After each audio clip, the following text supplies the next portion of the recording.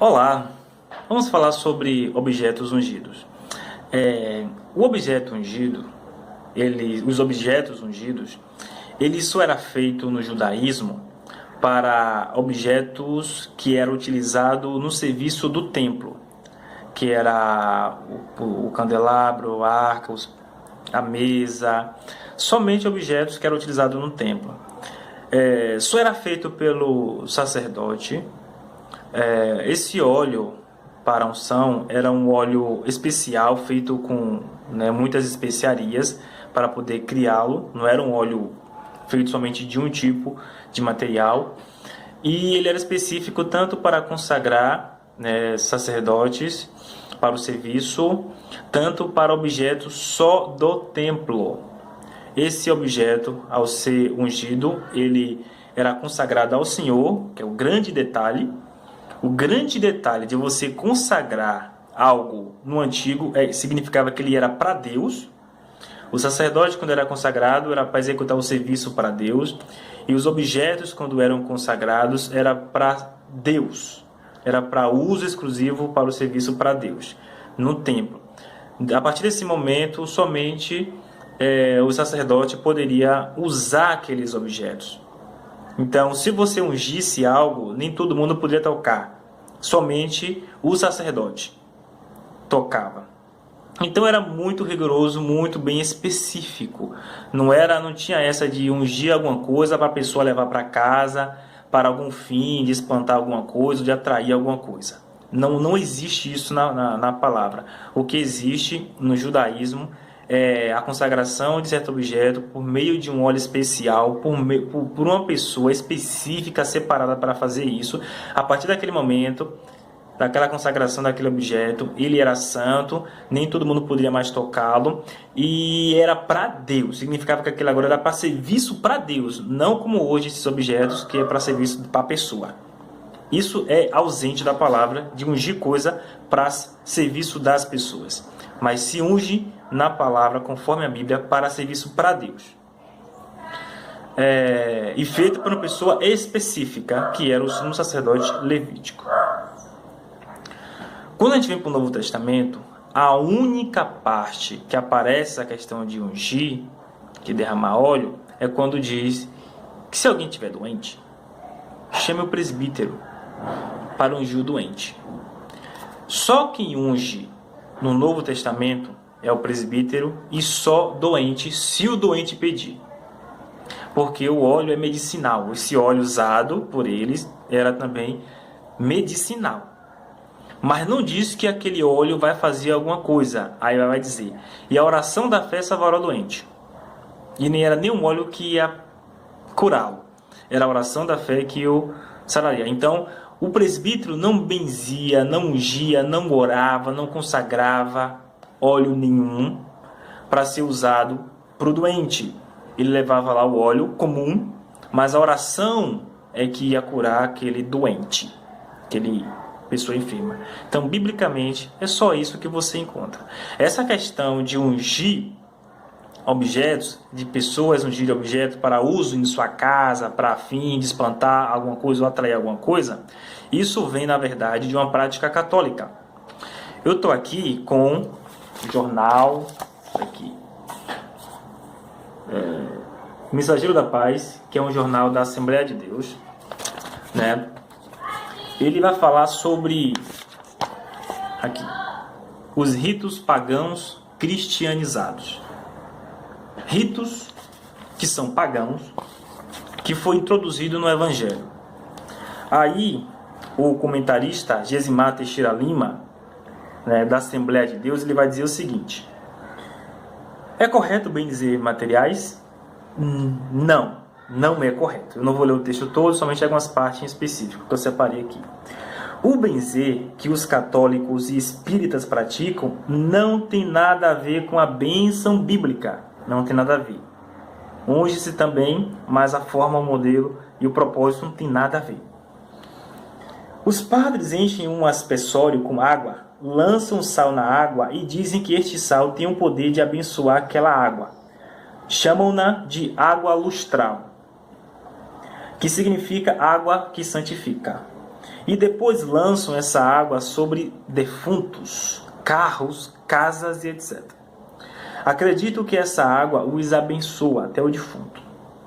A prática de usar uma água lustral foi adotada no Concílio Católico de Toledo em 447 d.C. Então, ou seja, a prática de ungir materiais para a Igreja Católica só passou a existir alguns séculos depois da existência dela mesma. Mas essa prática na Igreja primitiva, na época lá dos seus primeiros 300 anos, não existe.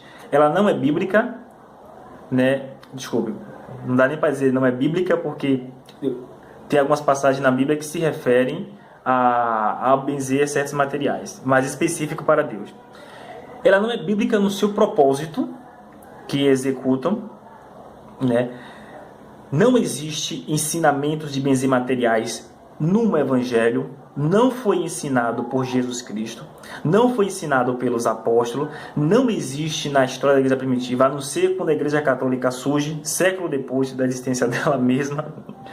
Não existe na Reforma, inclusive a Reforma Protestante combateu essa prática. Daí em diante ela desaparece, ela só vem à tona no meio evangélico com o neopentecostalismo, com suas práticas pagãs. E continua. Infelizmente, a estratégia católica de substituir o culto pagão, adotando algumas práticas deste para que o povo se voltasse para o cristianismo, gerou idolatria. Ele está dizendo o seguinte, que no início tinha sido adotado com o propósito original de substituir o culto ao deus Mitra. Por isso que começou a adotar o benzimento, que era para combater o deus Mitra. Ele adotou essa prática. E vai dizer que, infelizmente, a estratégia católica de substituir o culto pagão a Mitra, adotando algumas práticas deste culto para que o povo se voltasse para o cristianismo. Isso gerou idolatria e sincretismo. A Igreja Católica adotou essa prática e hoje temos espalhados pelo país benzedores e todos os tipos com práticas antibíblicas. Infelizmente, algumas igrejas ditas evangélicas seguem esse topa tudo por ovelha e seguem essa doutrina mitraística católica, sugerindo aos seus membros que coloquem um copo d'água ao lado da televisão ou promovem um banho de água santa. Os católicos adotaram essa prática para conquistar seguidores da divindade Mitra, e alguns adotam a prática católica para conquistar seguidores católicos, cumprindo-se neles a profecia de Paulo, e desviarão os ouvidos da verdade, voltando-se às fábulas. Fábula de quê? Do benzimento de materiais, que não é uma prática bíblica para esses fins que está usando. Ou seja, quando isso não é desorientação, isso é pura presunção. Por quê? Essa pessoa não tem autoridade nenhuma para fazer isso. Ninguém deu essa autoridade para ela. Jesus não deu. A Bíblia não dá. O Evangelho não dá. Os apóstolos não deram. Ninguém deu autoridade para essas pessoas ungirem materiais, dizer que ele vai se tornar santos e poderosos. Ninguém deu essa autoridade. Isso se chama presunção. Sabe que você não tem autoridade, que ninguém lhe conceder, mas você diz que tem, você diz que pode, você é presunçoso. Sendo que o Evangelho não deu essa autoridade para essas pessoas, elas são presunçosas. São pessoas de coração, na verdade, religioso e vaidoso. Elas acham que tem um poder, que são poderosas, que podem fazer... Pô, filho, se você tem poder para ungir materiais para que façam milagre na vida dos outros, eu quero ver você ter esse poder para fazer na vista de todo mundo. Se esse óleo, quando for colocado em uma pessoa, ela vai levantar da cadeira? Não, levantar da cadeira não.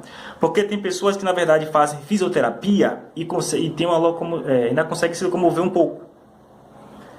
E dá a impressão às vezes que foi curada, sendo que não foram, porque a pessoa às vezes tem uma locomoção, uma determinada locomoção, porque algumas fazem fisioterapia. Eu quero ver alguém que é coxo, tá? Coxo. A perna crescer e ela começar a andar assim nas câmeras. Mas isso não é visto. É só milagres no qual você não tem como dizer realmente se a pessoa foi curada ou não.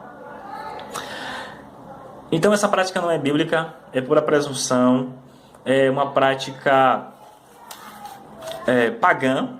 E eu estou aqui também com essa revista tabelinha de 2006, Lições Bíblicas da Assembleia de Deus, Heresias e Modismo. Na página 89, só um pedacinho no subsídio apologético está escrito: evangélicos supersticiosos.